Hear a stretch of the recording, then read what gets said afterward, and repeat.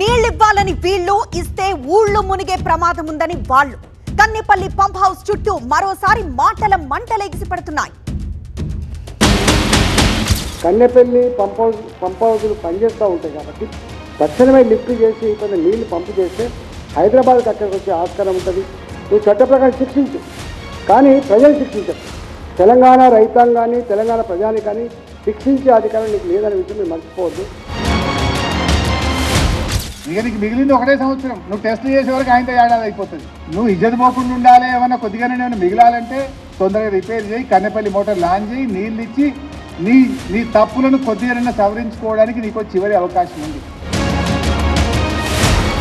మీరిప్పుడు ఈ నిమిషానికి కన్నెపల్లి పంప్ హౌస్లో మోటార్ లాంచ్ చేస్తే 3 TMCల నీళ్లు ఒక రోజుకి ఎత్తే అవకాశం ఈ నిమిషానికి ఉన్నది.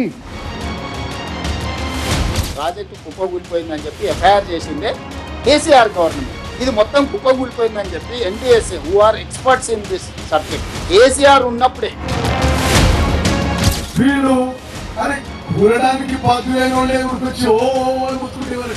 ఆ మూడింటికి NTSA ఏ విధంగా టెస్టులు చేయకుంటే ఆ విధంగా టెస్టులు చేస్తున్నాము. చెప్పచ్చు NTSA ఈ లక్ష్మీ బరాదులో మొత్తం పూర్తి స్థాయిలో దీన్ని రీసెర్చ్ చేయకుండా, దీన్ని అధ్యయనం చేయకుండా, దీన్ని రిపేర్ చేయకుండా నీళ్ళు నిలబెట్టద్దని చెప్పచ్చు. నేను ఒక్క చుక్క కూడా నీళ్ళు నిలబెట్టాలని చెప్పచ్చు. పోతున్న నీళ్ళని నువ్వు బీఆర్ఎస్ పార్టీని బోన్లో నిలబెట్టే ఉద్దేశంతో నువ్వు నిలబెడుతున్నది బీఆర్ఎస్ పార్టీ నాయకులం కాదు. నువ్వు నిలబెడుతున్నది రేపు హైదరాబాద్ ప్రజానికాన్ని తాగే నీళ్ళకు నిలబెడతావు.